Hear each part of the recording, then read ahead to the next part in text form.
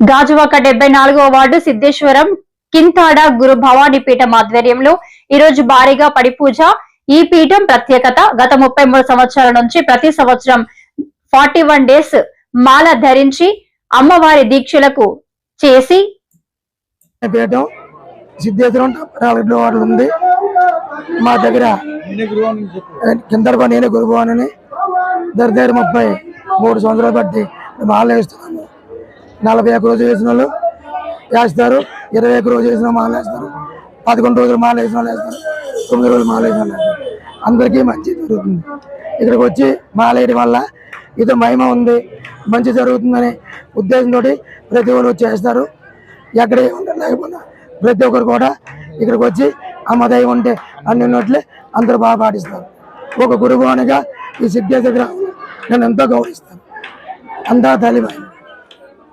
ఈ యొక్క గాజువాక నియోజకవర్గంలో మాకు 74 వార్డులో గత 33 సంవత్సరాల నుంచి మా గురుభవనం అయినటువంటి శ్రీ కింతాడ వెంకట్రావు, కింతాడ శ్రీను అంటారు.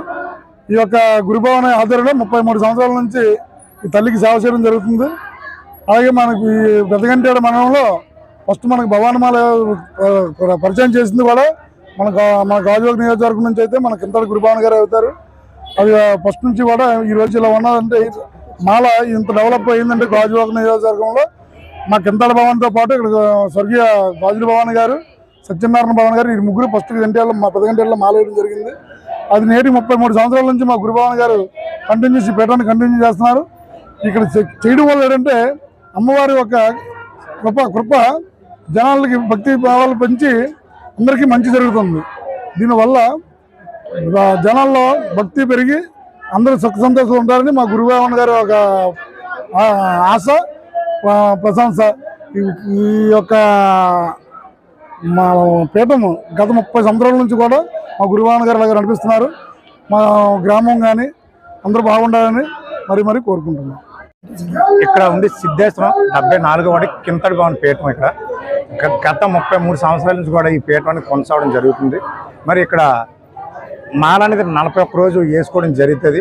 అలా 41 రోజు వేసుకుని కాడి నుంచి ఉదయం 5 గంటలు వేసి మళ్ళీ ఇక్కడ పూజకు వచ్చి సాయంకాలం కూడా 7 గంటలకు వచ్చి 9 గంటల వరకు పూజా కార్యక్రమం జరుగుతుంది.